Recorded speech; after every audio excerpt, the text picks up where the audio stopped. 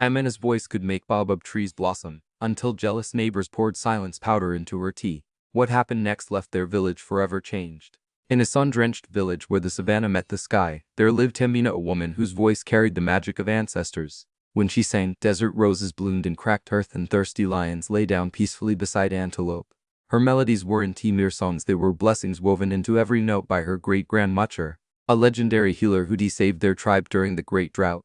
Your voice is a bridge between worlds, her grandmother Nia would say, tracing the ancient colloid patterns on Amina's throat. But guard your heart, child, gifts born of light cast long shadows. The village men adored Amina. They'd abandon fishing nets and hunting spears just to hear her hum while drawing water from the river. That voice could calm a storm, old Jabari would declare, thumping his staff. Yet the women tightened their head wraps a little too sharply when Amina passed. At the village well, their laughter died midair if she approached.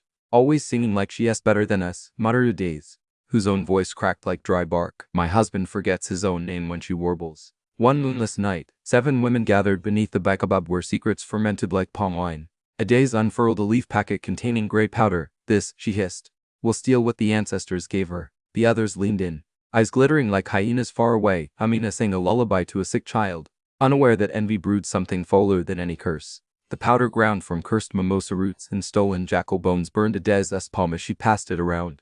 One pinch in her morning tea, she instructed, avoiding Binta's trembling hands. By sundown, her throat will rust shut. Binta hesitated, recalling how Amina's song had eased her daughter's fever last rainy season. What if the ancestors punish us? She whispered. Adez gripped her wrist.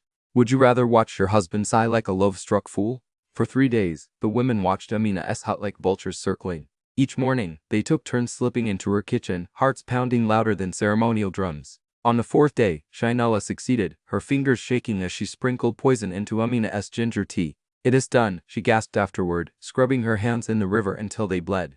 That evening, Amina sipped her tea sweetened with guilt while singing a harvest hymn and felt nothing.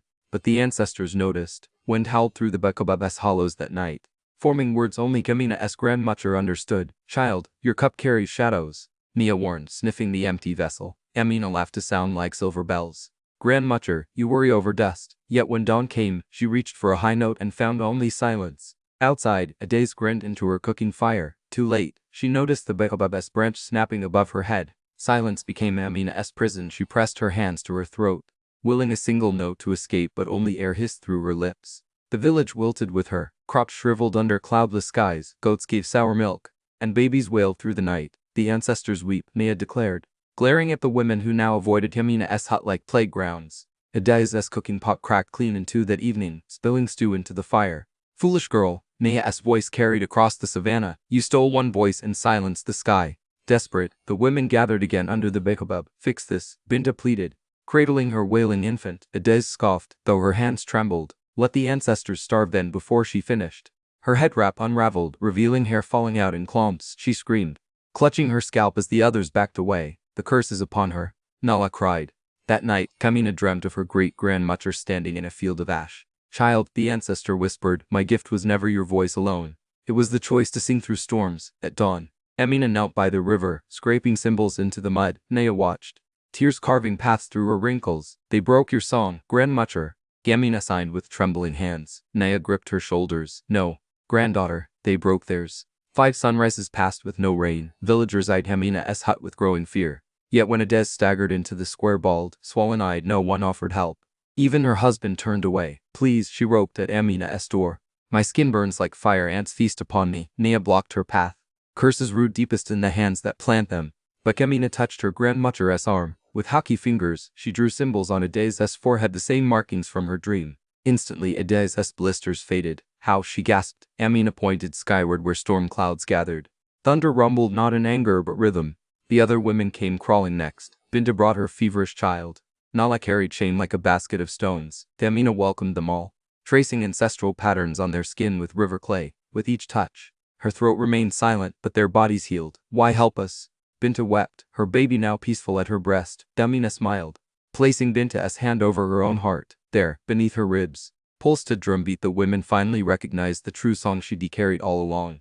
That night, rain drenched the village. As crops revived, the women huddled under Amina's roof, their envy washed clean. Only Adez lingered outside, fingers pressed to the chalk marks on her brow.